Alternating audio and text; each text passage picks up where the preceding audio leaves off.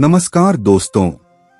बाबा साहेब भीमराव अंबेडकर को यूं ही महान नहीं कहा जाता है। उन्होंने हमारे भारत देश का संविधान लिखा और पिछड़े वर्ग के लोगों जिसे अछूत कहा जाता था उनके लिए इन्होंने समाज में समानता के लिए संघर्ष लड़े और इन्होंने बहुत ऐसे कार्य किए जिससे लोग इन्हें महान और भगवान का दर्जा दिया। आइए जानते हैं बाबा साहब के महान कार्यों को। बाबा साहेब भीमराव अंबेडकर को महान क्यों कहा जाता है?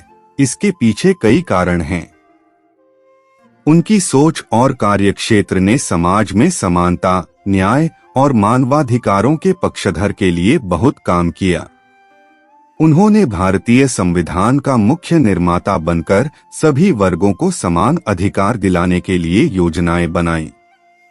उनकी शिक्षा, विचारधारा और सामाजिक संघर्ष ने उन्हें एक महान नेता और समाजसेवी बनाया। उनकी योगदान को समझने के लिए उनके कामों, विचारों और सामाजिक परिवर्तन में उनकी भूमिका का अध्ययन करना महत्वपूर्ण है। डॉक्टर भीमराव अंबेडकर को भारत के महान व्यक्तित्व और नायक के रूप में जाना जाता है। अंबेडकर जी खुद एक दलित थे। इस वजह से उन्हें बचपन से ही कठिनाइयों का सामना करना पड़ा।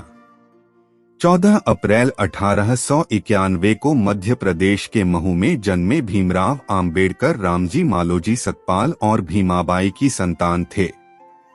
वह एक ऐसी हिंदू जाति से संबंध रखते थे जिसे अछूत समझा जाता था। इस कारण उनके साथ समाज में भेदभाव किया जाता था। उन्होंने अपना संपूर्ण जीवन ऊंच नीच, भेदभाव, छुआछूत के उन्मूलन जैसे कार्यों के लिए समर्पित कर दिया। वे कहा करते थे, एक महान आदमी एक आम आदमी से इस तरह से अलग है कि वह समाज का सेवक बनने को तैयार रहता है। अंबेडकर को बचपन से ही अस्पृश्यता से जूझना पड़ा।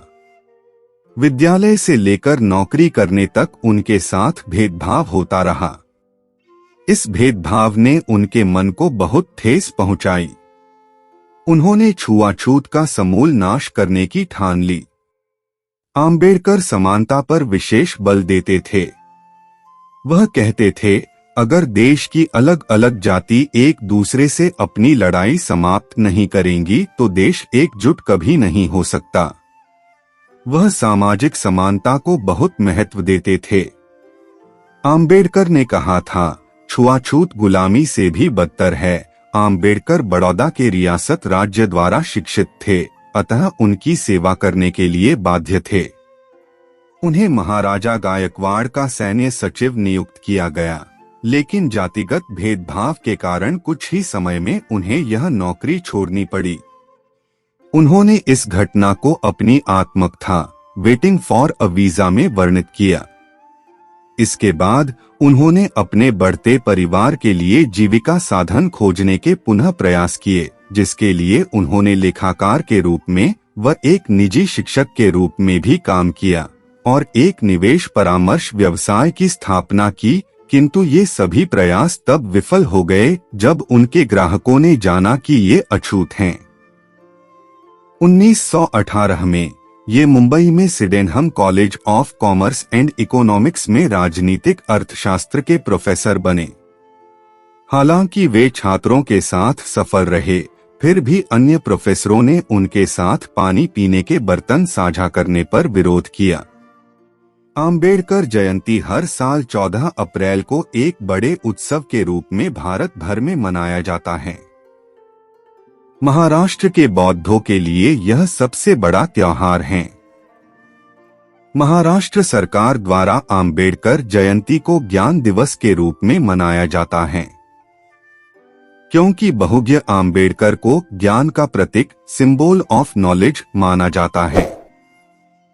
इसलिए बाबा साहेब भीमराव अंबेडकर को महान कहा जाता है।